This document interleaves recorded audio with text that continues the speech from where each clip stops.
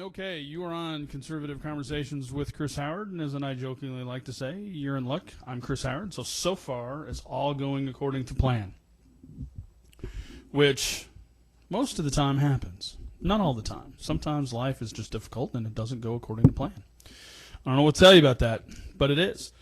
If you live in the eastern half of the state of Missouri, it's hot.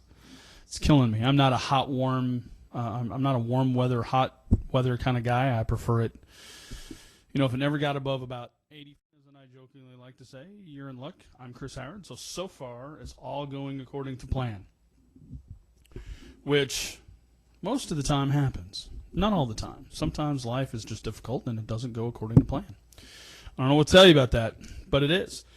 If you live in the eastern half of the state of Missouri, it's hot. It's killing me. I'm not a I'm not a warm weather, hot weather kind of guy. I prefer it, if it never got above about 85 degrees, that would be just fine with me. And then you're probably wondering, well, why do you live in St. Louis? Because it gets up about, I don't know. It's just where I live. That's how it works.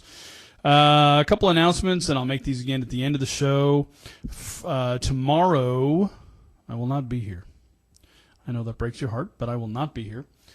Friday at 1 o'clock, we will have a special guest here in the studio. We have another candidate that is going to come and talk to us about their campaign and their vision for the future. We will have Missouri State Senator Will Kraus. He is running for Secretary of State. If you remember, we had Jay Ashcroft on a couple weeks ago. And so now this is his opponent, and another Republican, good guy. So we're going to have him here on Friday at 1 o'clock. And so that will be fun and interesting. We'll learn stuff. We're also we're working out details and dates for Missouri candidate for Lieutenant Governor Bev Randles and Missouri candidate for governor, the current Lieutenant Governor, Peter Kinder. So exciting stuff happening. So this weekend is Father's Day weekend.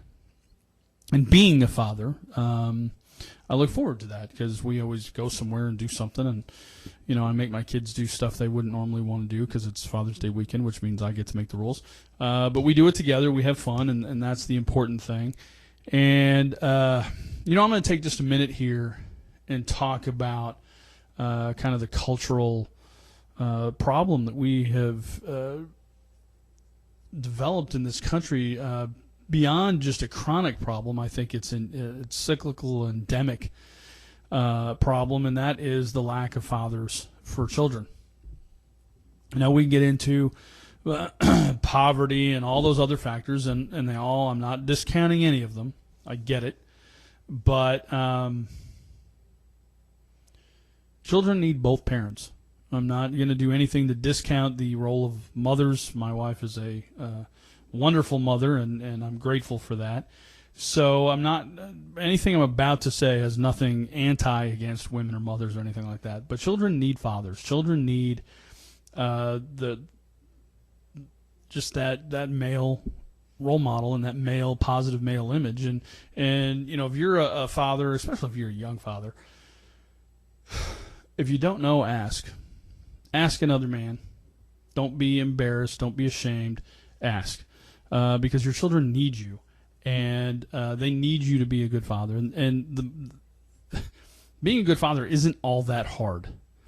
It is simply a matter of being willing to be there, being willing to be engaged in the life of your child. And the most important thing that you can impart to your child that will last them the rest of their life is that they matter.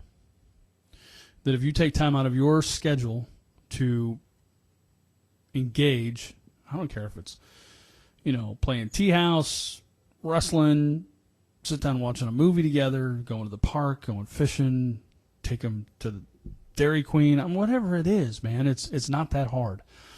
It saddens me on a pretty personal level, to be honest with you. It's a burden that I have when I see young men.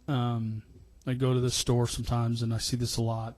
a young man who doesn't know how to buy a dress shirt, doesn't know what the numbers mean, doesn't know how to pick out a proper dress shirt, doesn't know how to tie a tie, can't cook a proper meal, can't change a tire. You've heard me say little things here and there, so I don't normally get real personal, but I will today on this subject. My mother was a single mother, and she did the best she could. And it's hard. It's not an easy road to go down. And she tried. And I was fortunate that I had uncles and I had other positive male role models to look to see how to behave, to see how to interact, to see how not to interact, to ask questions, awkward questions, kind of a thing. And I think and I get it. There are some very young, immature men out there who aren't ready for the commitment of marriage and all the rest of it. But usually that's traced back to systemic poverty. It's traced back to not having a father in the home. So this just becomes a vicious cycle, like so many other vicious cycles. And we have to find a way to break that cycle. And it's not easy. I'm not suggesting that this just do it. I get it. But if you are a man, and I'm not talking a male, I'm talking a real man, and you have the opportunity to mentor someone, whether it's a father with a young child or it's just a young child, whatever, take the opportunity. Take the shot, because it will ultimately produce results that matter, not just in the life of that child, but really, truly, across the board. Well, all right, so someone's calling in here. Let's see what they got. This is Chris. You're on the air with Chris Howard. How are you? Hello? Hello? Yes, Mr. Scott? This is Chris Howard. Oh, I was looking for Darlene Scott. Nope. You called in on a radio show, man. Sorry about that. That's all right. Bye. Okay. Oh, we're ringing again. Hold on. Nope, they're gone. All right, well, we tried. All right. Sometimes people get the phone number to call in confused with the phone number for handling business stuff here for where we're at here, so that happens. Anyhow, Father's Day, fathers, role models. It matters, man. It really does, and I think that we have to. We got to work on this. I mean, we've spent a couple of generations. We probably spent 40 years working on motherhood and mothers and single mothers and welfare, and we basically said, listen, we don't need dads. And I think now that if you look around in the world, you see that that's just simply not true. That we do need dads. We need grown men, not grown males, to stand up. And I think there's nothing more important than a child watching a parent, mother or father, stand up for what is right, to stand up for them when necessary, to stand up and admit when they're wrong. These are all valuable lessons that I think that children aren't getting. And I think they need that.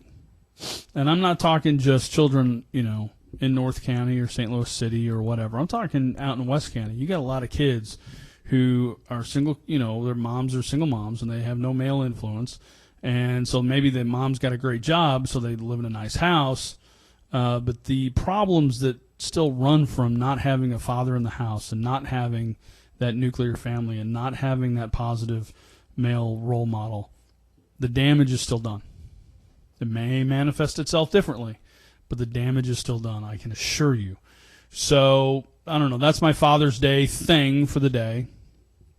And if you want to call in, I kind of jumped in here, but I just wanted to get that off my chest. 314-388-9622. 314-388-9622. 9622. You can call up. We'll talk about whatever. And if you don't call up, I got all kinds of stuff to talk about. I will post things up on, I got a Facebook page set up for Conservative Conversations. If you don't have Facebook, you can Google it and access it. I keep everything on that page public, so there's no, you don't have to have Facebook to access it. And if you want to email me, so if you want to ask me questions or whatever, you can email me at Chris Howard, CHRIS, Howard Radio at gmail.com. So you can do that. And then we can chat that way if you prefer. Goodness. So the thing with Orlando continues. We're learning more and more. This guy was clearly off his rocker. Now, here's what disturbs me the most. I mean, there's a lot of things that disturb me the most, but I think the thing that's most frustrating is this guy was investigated by the FBI twice. Not once, but twice. This guy said stuff and did stuff that I promise you, if I said it or did it, would get me fired. But they didn't fire him because he was a Muslim and they were afraid of, being called racist or whatever. His wife knew what he was going to do, tried to talk him out of it, but then let him go and didn't call the police. The president, our president is more concerned about not using the term radical Islam, about not offending anyone of the Islamic faith, but has no problem offending everybody else. It's just really insane. But after all that said and done, we talk about the gay community, the LTGB, the alphabet soup community. And I said this the other day, and I'm going to repeat it again. Yes, they were targeted because of their lifestyle. And that is most unfortunate. But their lifestyle isn't what matters to me. What matters to me is that these were American citizens in the United States of America who chose, based on personal preferences, to go to a place together continuously, which under the Constitution they have the right and privilege to do. They chose a lifestyle for themselves that suits themselves, and that is protected under our Constitution. And this guy, because of that, targets them to kill American citizens on American soil, engaged in American constitutional protected activities, and decides he wants to kill them. That's really all I have to know to be pissed off. To be honest with you, sorry to put it so bluntly, that's all I have to know. Because what their preferences are irrelevant to me. They are protected under the Constitution. It is their American citizen right to do so. I don't have to agree with it. I don't agree with it, but it doesn't matter if I agree with it or not. It is completely inconsequential to the outcome whether or not I agree with their lifestyle. It is their lifestyle. It is they who choose to live it. I don't have to like it. I don't have to enjoy it. I sure as heck don't have to go there. That is my constitutional privilege and right to do that, or to not do that, as the case may be. But the fact that they were targeted while executing their constitutional rights, the fact that this guy had been investigated by the FBI twice, not once, twice, and that they knew he was crazy at his job and they were afraid to fire him, not because he was crazy, but because they didn't want to appear racist. Now, if he was a Christian crazy, they would have fired him and everyone would have patted him on the back. And that kind of double standard's got to go. Because until we get rid of that double standard, all the other double standards aren't going to go anywhere. So, now, of course, we've devolved into the religion argument, and we've devolved into the gun control argument, and at the end of the day, none of those things really matter either. I don't care. It is irrelevant to me what the religion of this gentleman is. I don't care who or what. You can pray to the rock outside. There's a big rock outside. You can go pray to the rock outside. I don't care. It doesn't matter to me. If you try to make me pray to the rock, then I got a problem with it. But I don't care that you pray to the rock.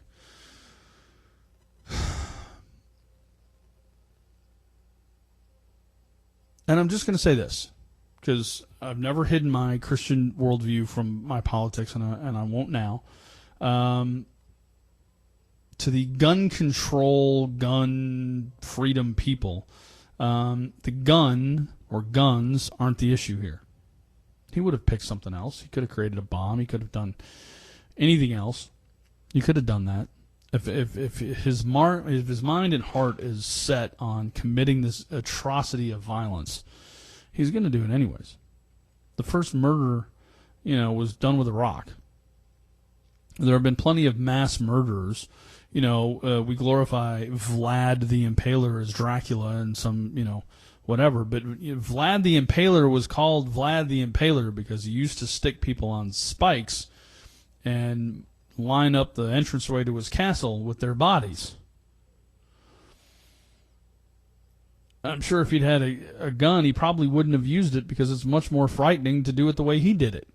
I mean, it's more time-consuming, and when you're in a modern society with police forces, you want to kill people as quickly as possible. But violence is a heart problem. It's not a weapon problem. So, and here's the thing.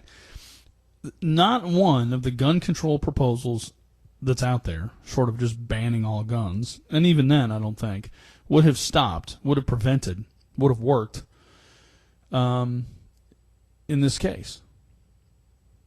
This guy had been vetted by the FBI twice and cleared, which means he could have bought the guns legally after that point. So any proposed background check wouldn't have worked. Not a single one of the proposed background checks asked for by the Democrats would have stopped this guy.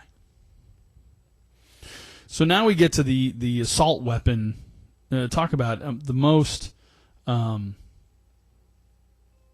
misused phrase in the policy manual for the Democrats, assault weapon. Because you can take a weapon and make it look tame, and it can be just as deadly. So the appearance, or the large capacity magazines and everything else, is it's window dressing, right? So it looks like a scary weapon. Doesn't mean it is a scary weapon. And any weapon, I mean, I promise you, in close quarters combat, you're much more likely to die if I have a knife in my hand than if I have a gun in my hand. And I'm a pretty good shot. I practice. But I can tell you, I am much more likely to kill you with a knife than a gun. Because with a single shot, once you're disabled and down, even if it's in the chest or the leg or whatever, I might stop shooting you. But if I got a knife and you're still fighting me, I'm going to keep stabbing you. So the chances of me hitting a major artery and you bleeding out are greatly increased with a 6-inch blade than a 9mm shell going in one way. Not a weapon problem, a heart problem. So I saw this, and I wanted to read this, and I don't know who the guy is that posted this because he's not credited in this Facebook post. They just copy his post and put it up there. But it is a mathematical equation that doesn't add up. And so I'm going to read this, and then I want you just to think about the technical, forget about the murder and the blood and all the rest of that stuff, but think about the technical execution of what this gentleman, and then I use that sarcastically, what this man did in this nightclub. So I'm going to read this, and then just let me know what what your thoughts are. But and again, I want you to understand this from the technical execution of firing that many rounds in that place and the amount of time it takes to reload or put in a new magazine or do all this other stuff. So this is what this guy posted, and it does make some kind of sense. So it says a man walks into a nightclub with an AR-15, shoots 103 people in under 7 minutes at 2 a.m. The majority of the victims were shot multiple times, some as many as 12 times, with reports of several dozen rounds fired in the air and several dozens of rounds missing. 3 hours later, the same man engages in a gun battle with 9 police officers that lasts nearly an hour. So let me get this straight. One lone shooter, in under 7 minutes, reloaded his AR-15 30 times with 30-round magazines in under 7 minutes, firing nearly 1,000 rounds of .223 ammunition, while in a nightclub surrounded by 320 people, managing to kill and injure a third of them, takes a 3-hour break, and then engages in another gun battle lasting nearly an hour in what was described as a hail of bullets with a SWAT team. I'm going to stop right there. I've worked with a SWAT team before. I find it hard to imagine a gun battle lasting an hour with these guys. I can't imagine most gun battles lasting more than 20 minutes with these guys, let alone an hour. And so this gentleman continues to write. He says, having years of experience with AR-15s, it would take me nearly 7 minutes to reload 30 times, let alone having time to aim and shoot 1,000 rounds of semi-automatic in between firing dozens of rounds in the air, screaming, and he jokingly says, aloha snack bar, which is kind of an interesting way to put it. Just saying something doesn't add up. Let's not even mention the fact that he managed to have 30-round AR magazines preloaded and at the ready in order to do it in under 7 minutes. If he's holding an ammo can in one hand that weighs 40 pounds fully loaded and an AR in the other, what is he doing, reloading and firing with one hand at the same time? Either that or he had a tactical vest from hell that was able to hold 30 magazines. His point being, something doesn't quite add up. Now, I don't know if all of his math is correct, but it's an interesting post either way. Now, I can't imagine even loading. I've loaded a 30-round magazine before, and one 30-round magazine wouldn't take me 7 minutes, but it would probably take me a couple, I would think, unless I'm using speed loaders or something else to make that happen. So it's, I think we're going to learn more about what happened at this shooting. But again, for the gun control people out there,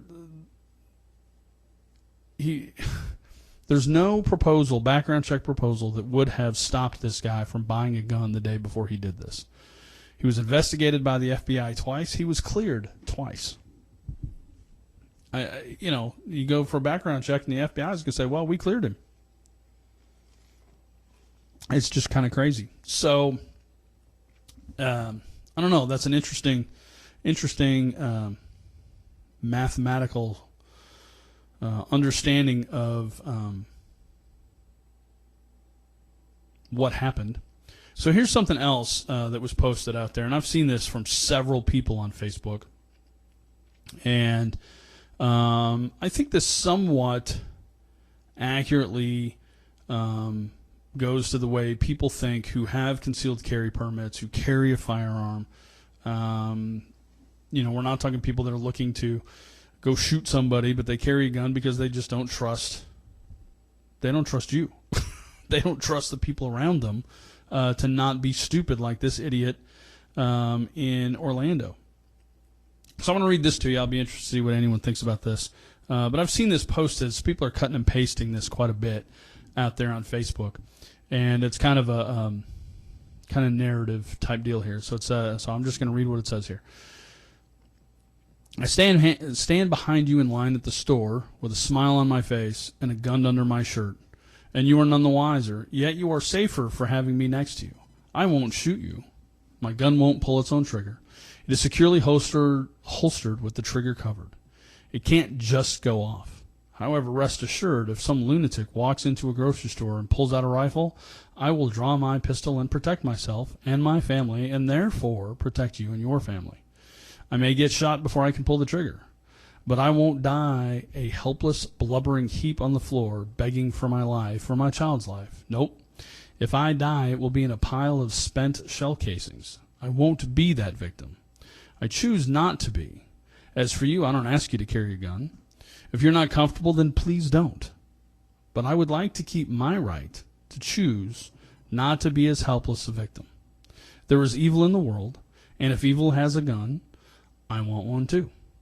So that's going around Facebook quite a bit, and I've said this before when it comes to the whole conversation of evil in general, whether we're talking pedophiles, whether we're talking rapists, whether we're talking mass murderers, whether we're talking despot dictators.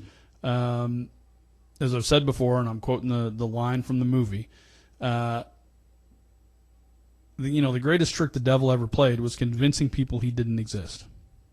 And people out there would like to believe that evil doesn't exist. But it does exist. It is there. It is real. It has a name, it has a face, and it is real. And if we're not willing to confront the evil, then all the rest of it doesn't matter. The gun itself isn't evil. It's just a tool. It's just a piece of machinery, ultimately.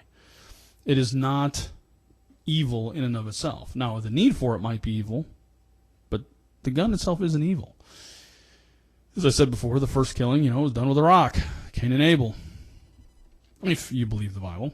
But we have to be willing to confront evil. I went on a rant about a month ago complaining about the fact that, we won't prosecute meth dealers near to the fullest extent that we could. We won't physically go after them like we should because it's just easier to restrict their access to the drugs. Well, I have allergies, so I got to go to the counter and I got to basically say I'm not a drug dealer and I need the good stuff, and it irritates me every time because I'm giving up my time, I'm giving up my personal information to prove that I'm not a bad guy. Well, that's not how the American system's supposed to work. I don't have to prove I'm not a bad guy. The bad guy has to prove he's not a bad guy, and that's after he's been caught. But we're not willing to go after these people, and it just irritates me. This guy was investigated twice by the FBI. He was clearly psychotic. So you got to wonder why the FBI let him go twice. But they did.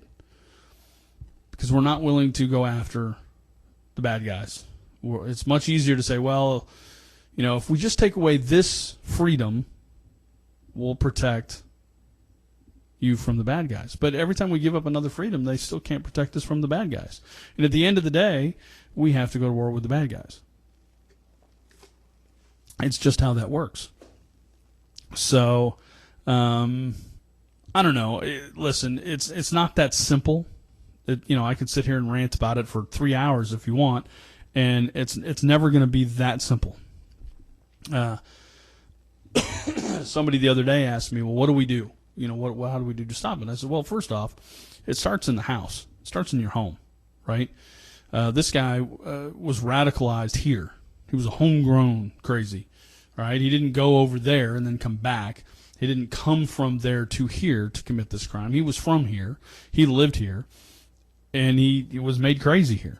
So we got to start there, right? We got to start at that point so that 20 years from now, we don't have another one of these guys. And I don't know how many of these guys are running around now from the last 20 years, and I don't want to know. Hopefully they just realize it's a bad idea and don't. But I'm afraid that's not going to be the case. So then we have to go out and prosecute illegally and physically against these potential perpetrators. And I realize what you're thinking. You're thinking, well, how do we know? And are we going to go after some innocent guy and because we think he might be? I'm not suggesting that. I'm not suggesting that at all. But, again, if you look at the front page of every news website out there, they knew he was crazy. His coworkers knew he was crazy. This guy was, he said horrible things. And,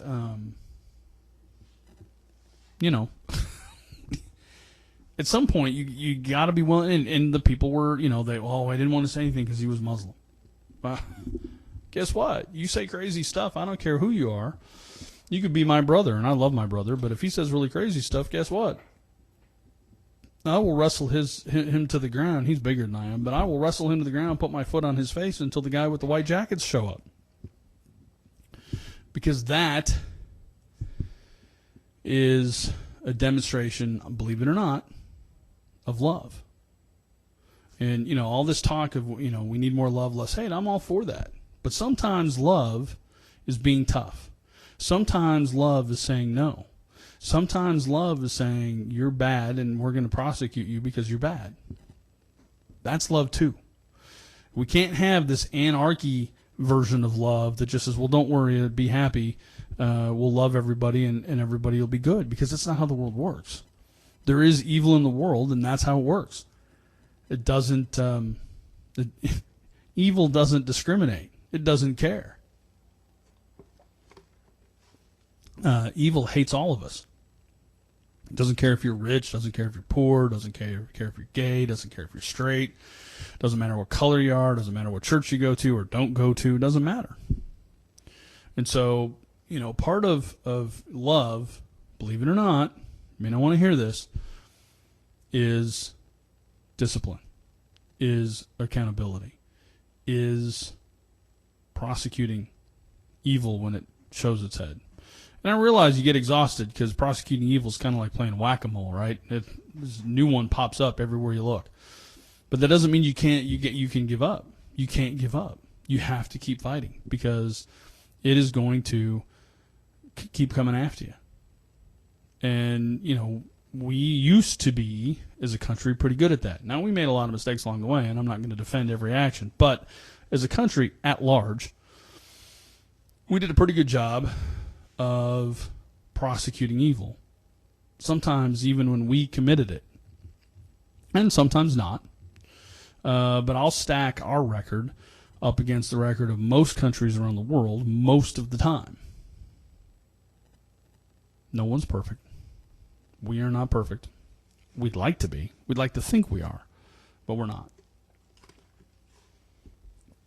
So, and his wife, I'm wondering if, I think they should prosecute her. I'd be interested to see what you think. But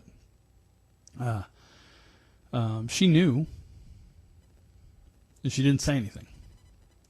So I don't understand. I don't understand where that comes from. And so I think I think she's looking at jail time, because I think that she's accessory, and not even accessory after the fact. She was an accessory during the fact. So I think that's part of it as well. So anyhow, I guess we'll go on with that. I'll stop ranting about that for now. And then, I don't know, probably 3 weeks ago or so, I read this thing I had written called The Parable of the American Pie.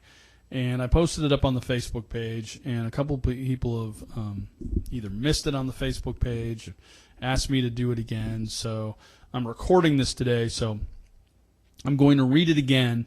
And this is really, in terms of understanding the, completely shifting gears here, completely understanding what the American dream is, what the American dream is not.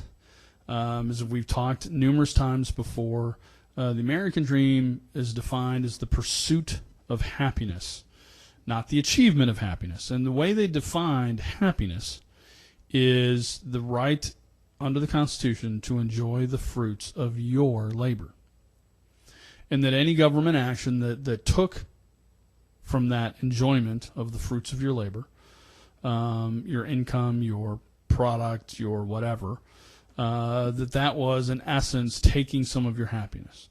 That any tax, just or unjust, would be taking a part of that happiness. Now, obviously, they understood the need for taxes in general, and so we're not saying that there shouldn't be any taxes. I'm not saying that at all. But the idea being that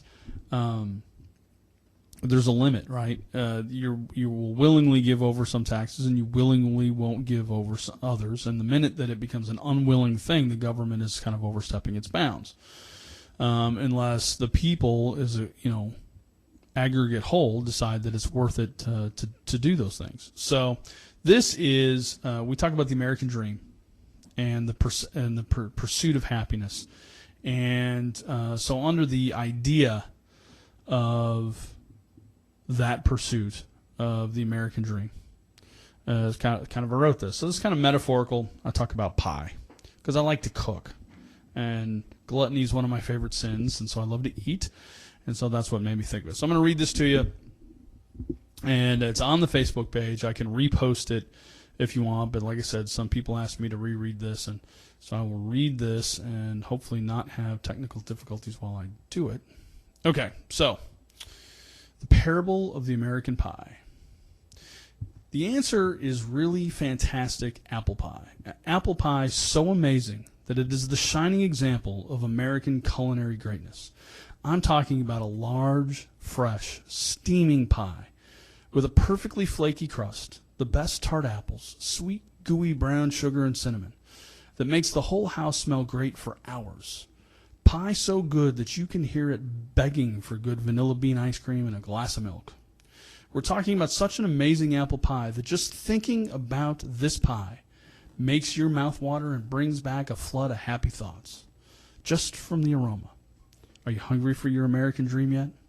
The American dream is like that pie, or rather the pursuit of pie. Liberals and conservatives look at the pie in amazement. The entire world agrees that it is the best pie ever. Pie so wonderfully amazing that everyone should have a taste of it, at least some of it. Pie so wonderfully made that just a taste will make you happy. So the question stands, how do we get pie for everyone? This is where all the agreement ends. The American dream can be anything you want. It is personal, sometimes private, always a part of who you are and what you want to be. Your pursuit of happiness defines you. As discussed when our founding fathers agreed to the language of the pursuit of happiness, what they were referring to was the right of the citizens to own property, which will enable a citizen to enjoy or keep the fruits of their labor. The reality is that there are two views on our pie.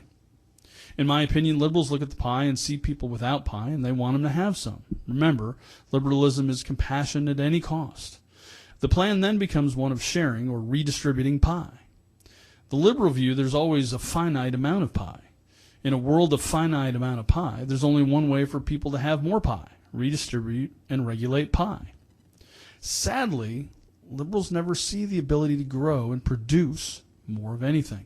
There's always a finite amount of pie, money, and means of production. Conservatives want you to have pie as well. They want to make more varieties, more flavors, just more. Conservatives believe that more pie can always be made and improved. Hold on. Remember, the pie represents your happiness, your American dream. When we use government to fix problems, we are asking the government to make decisions about our happiness and to regulate that American dream. Where is the constitutional liberty in that? I do believe the government wants us all to enjoy pie. If the government is the chosen answer, that will preclude any other option from being presented.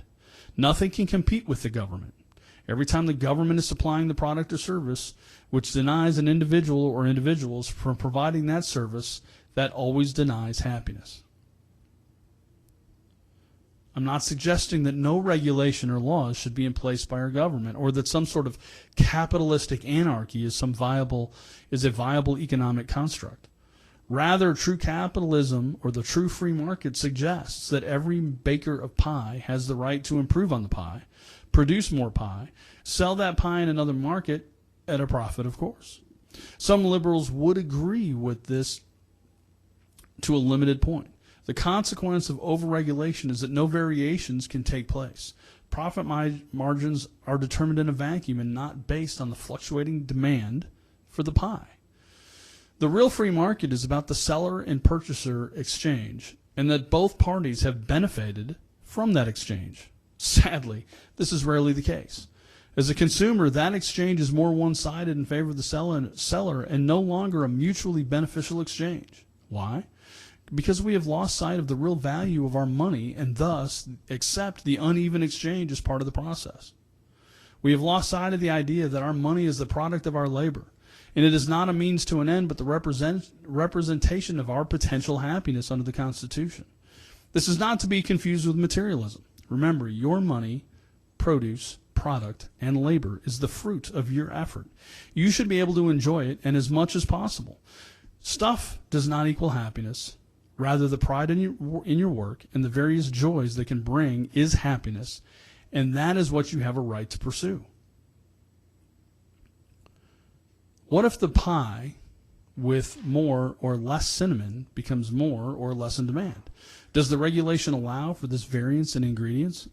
Remember, we agreed on the perfect pie. Can we change it? If more cinnamon is demand, will the government's pies be worth as much?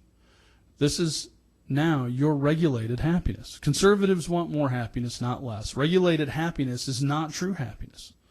The second issue at work is redistribution. Remember, we're talking about pie. Pies get stale quickly. No one can argue that a warm, fresh pie with ice cream, may not be allowed under health regulations, is fantastic. Well, mouthwatering even. Such a pie is clearly worth more than a pie made in D.C. and shipped to Missouri and then reheated. Something is clearly lost. How much happiness can that pie bring? Rather, pie made in Missouri, taken to D.C., and then shipped to those needing pie. There's no economies of scale in this scenario. Liberals would argue that this is better than no pie at all, and I agree, but why settle for less? People in Missouri are capable of making pie, maybe more so. To create and bake fresh new pies, does a stale, cold, reheated pie inspire like the fresh one? Would it not be more cost-effective to make the pie where it is needed and desired? Republicans believe that local pie, fresh pie, warm pie is in fact better pie. That anyone who has a desire to work hard and take some risk can make better pies. Yes, we believe there needs to be regulation for the common good, but not so much as to restrict the bakers of the American dream to improve the quality of freshness of the pie. What if the desire for pie shifted to cherry? Now the government would have to define the perfect cherry pie. Why? This kind of overregulation could keep good cherry pie from people for years, decades even, while the definition is being worked out in Washington, D.C., and you are denied your happiness yet again. The cost of this debate and the regulation that follows can make cherry pie too costly to produce. Remember that the government already took some of your happiness to create these regulations and enforce them, which are now making pie cost more, which in turn will means less people will have fresh, new pie. So government can take more of your happiness, yet again. You get the idea. Republicans want you to have whatever pie you want, however you want it, whenever you want it. Remember, better policies make better pie. So that's my parable of the pie for you. I hope you enjoyed that. I realize that there's all kinds of arguments to be made there, and I could have gone into a lot more detail, but I think you get the idea. A fresh pie is better than an old stale pie. And I think what we've done is we've warmed over the same pie so many times and handed it out that it just doesn't inspire people to go out and make their own pie, whatever their pie is. As I've said before, the idea of the pursuit of happiness isn't about stuff. It isn't about how much stuff you have. You know, if you're a farmer, having more acres doesn't equal more pie. It just means you have more acres. Until you've worked the land, planted the land, seeded the land, fertilized the land, watered the land, and done something with it, does it have any value, real value, in terms of you being able to enjoy the fruits? Because if you haven't labored, then you don't have any fruits to enjoy. And I think what we've done, all meaning from a well-intentioned viewpoint, with what we've created with the considerably over welfare society, is that we've got a large group of people out there in this country who no longer see the benefit of working so that they have the pride in the fruits of their labor, because what they're enjoying is the fruits of someone else's labor. And I think until you've been out there and worked and done stuff, I think you lose that hunger for your own labor. Now, listen, I realize that there's a whole other group of people out there saying, well, Chris, there's people who can't work anymore. They've had this, that, or the other, and I get it. And I understand. And the people that are the most vulnerable in our society, it is worthy of us to do things to take care of them. It is. I'm as hardcore Republican conservative as anybody you're ever going to meet, and I said it.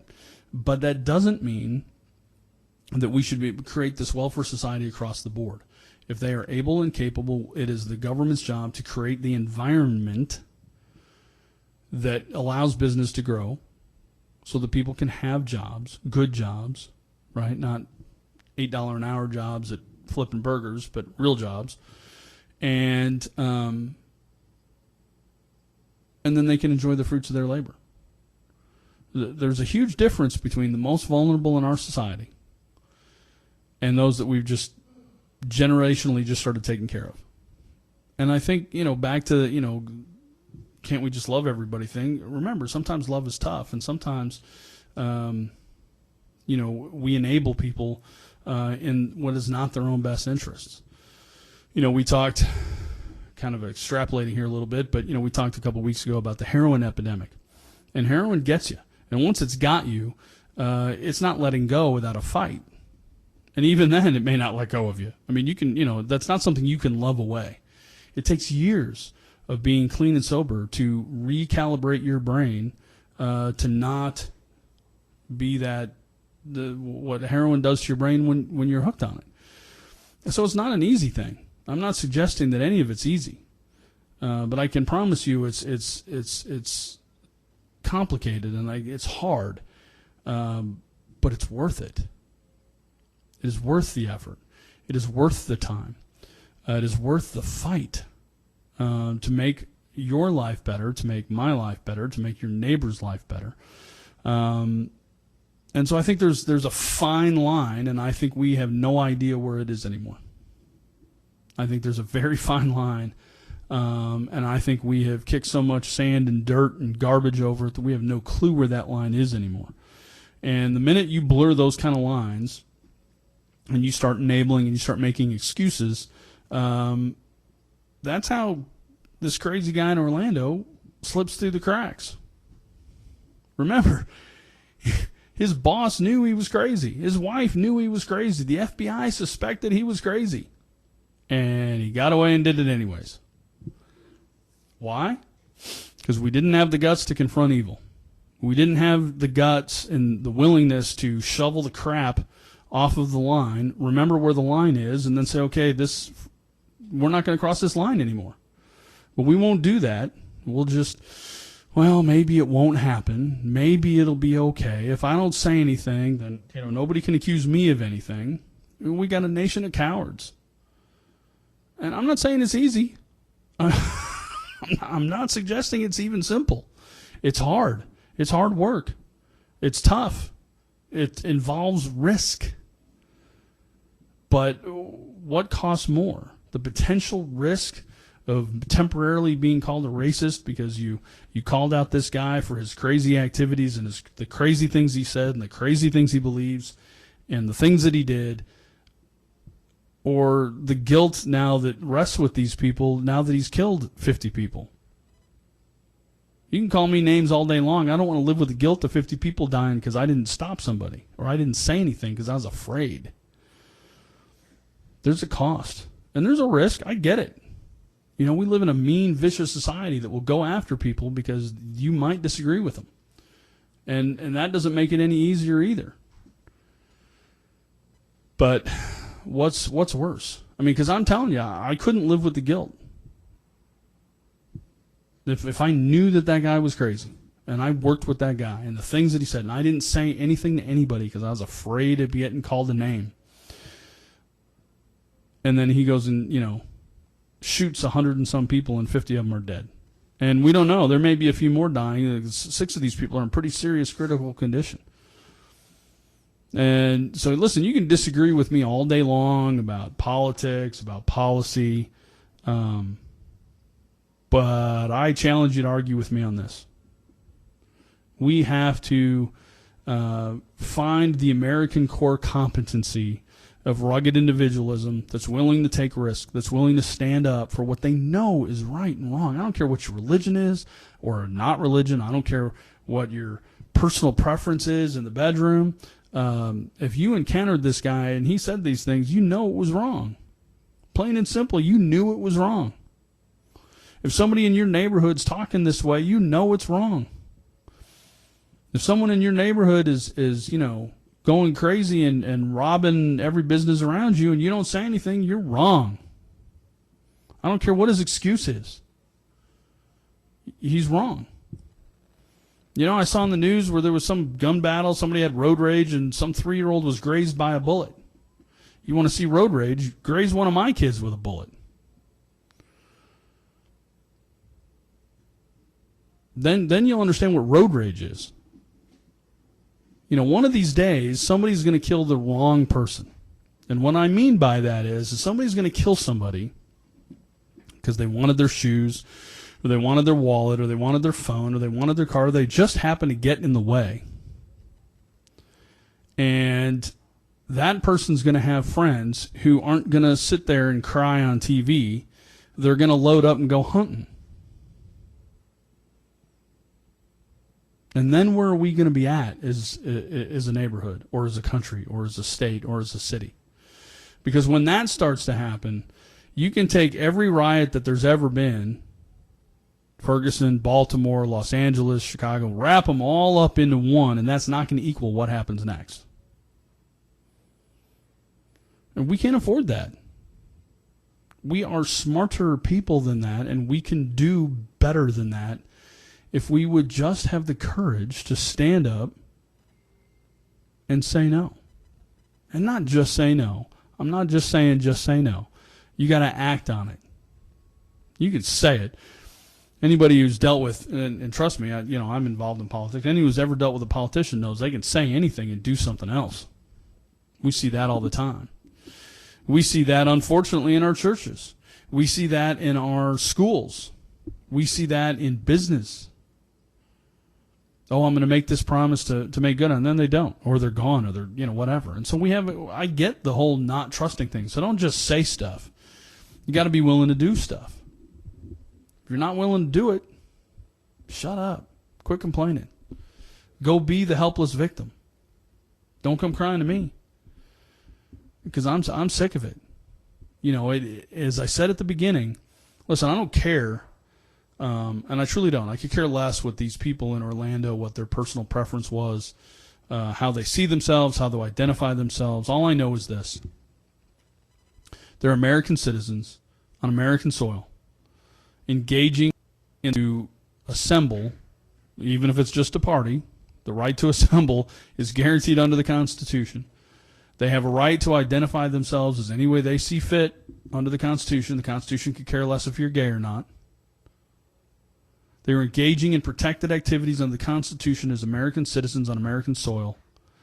And that's all I need to know, that they were attacked because of that.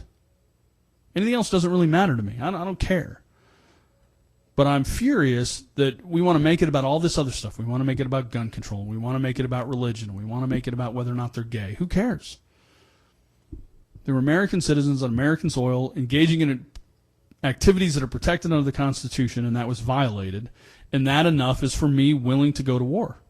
Now, I'm not saying go to war with, but this guy and the things that he believes in, or believed in, he's dead. He's in hell now.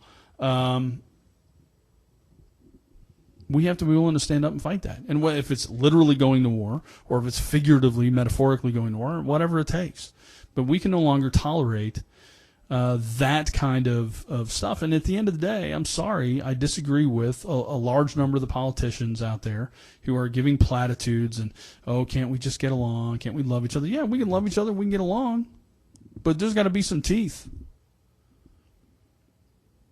We can sit there and pat these people on the head like they're mistreated children.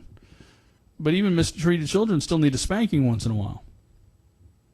And that's just all there is to it. And again, I know it sounds simple. It's easy for me to say sitting here talking to the microphone.